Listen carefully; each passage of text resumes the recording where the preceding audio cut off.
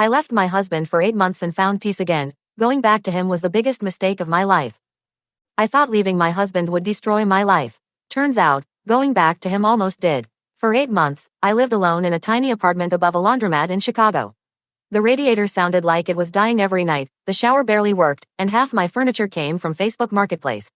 And somehow, those were the happiest months of my adult life. No one screaming my name from another room. No dishes magically becoming my responsibility.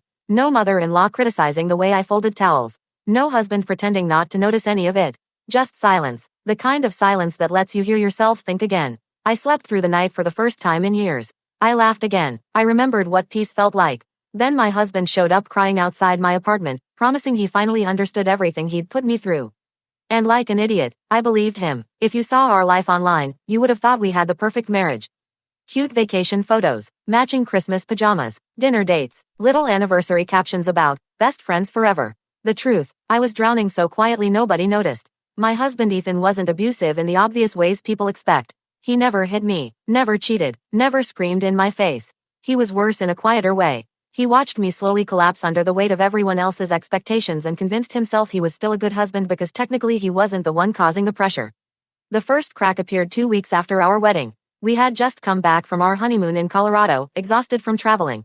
I wanted one lazy Sunday before work started again. At 7 in the morning, someone knocked on our bedroom door.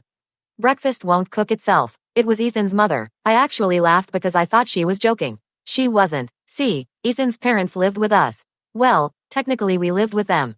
The house belonged to his parents. Ethan had never moved out after college. When we got engaged, he casually mentioned that his parents would continue living there after we got married. At the time, I didn't think much of it. I came from a loud Italian-American family where relatives were always around. I imagined family dinners and warmth and support. Instead, I walked downstairs in pajamas and found my mother-in-law sitting at the kitchen table staring at the clock.